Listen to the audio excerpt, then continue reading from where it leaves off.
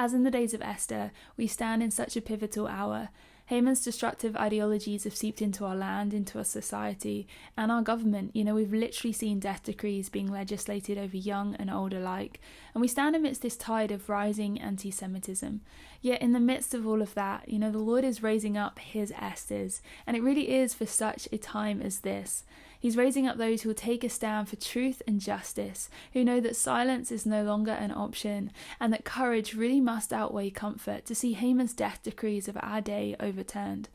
And I really love the story of Esther. But the story of Esther is more than that of a woman who was divinely positioned as queen at a critical hour. It's also the story of a woman who was brought to a moment of decision.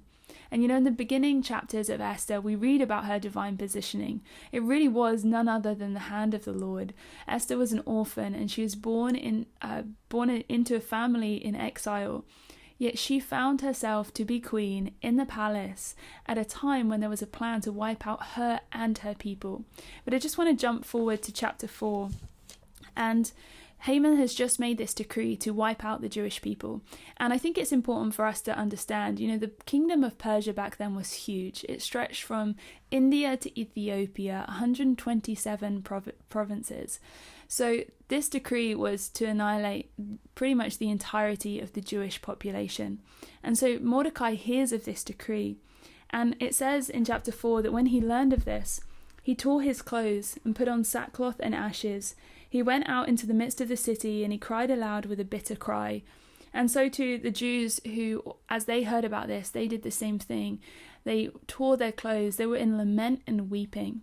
But it's almost as if Esther is kind of one step removed. She's in the palace, and so she's one step back from all that's happening. And she hears about what's happening to Mordecai. She hears that he's in distress. And it says in verse 4 that the queen was deeply distressed. Esther loved Mordecai. She looked up to him. He was the one that raised her, and she sought his advice. So when she hears that Mordecai is distressed, she also is feeling distressed. But her response in that moment is to send him clothes. It's like she hasn't fully understood yet. And so Mordecai responds kind of with this challenge. And I just want to read it. It's a verse that we probably know quite well from verse 13, chapter 4, verse 13 and 14. And it says this: Then Mordecai told them to reply to Esther, "Do not think to yourself that in the king's palace you will escape any more than all the other Jews. For if you keep silent at a time like this, relief and deliverance will rise for the Jews from another place, but you and your father's house will perish. And who knows whether or not you have not come into the kingdom for such a time as this." And I really feel like this is almost like a penny drop moment for Esther.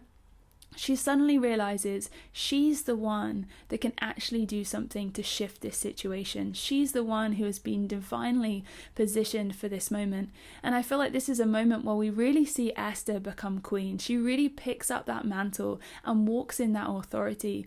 But she's divinely positioned, but she also recognizes this would also mean risking her life. And she says, if I perish, I perish. And so she heeds Mordecai's call. She takes up that mantle. She gathers the women. She gathers her women to pray and fast for 3 days. She calls Mordecai to gather together the Jews to pray and fast for 3 days. And then she goes before the king to request that this decree is overturned. And the king grants her request. And we read later in chapter 9 that on the very day that the Jewish people were meant to be wiped out, they were victorious, that they triumphed over their enemies, that their weeping turned into joy, that their sorrow turned into gladness. And just as Esther was brought to this moment of decision, we too have been brought to a moment of decision. Will we stay silent at a time such as this? Or will we take our stand? Will we say no to the onslaught of demonic ideologies that have been coming against a generation? Will we take a stand to see the number of abortions in our nation come tumbling down? Will we take a stand to be a blessing to the people of Israel? Will we take a stand for truth and justice in our nation? And so over the coming weeks, I'm going to be sitting down with a number of women, some real Esthers of our day, just to dive into some of these topics that I've just mentioned.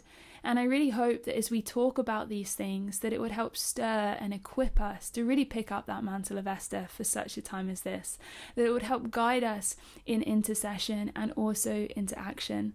And if you want to follow along with prayer, I also send out an Esther Call prayer updates. It's just to help guide us with some prayer points and prophetic insight, to help guide us in our prayer, whether that be individually or with others or also corporately. And you're also welcome to join me and a few other ladies I meet with on a monthly basis over Zoom to really pray into some of these topics, that we really would see a shift in our nation.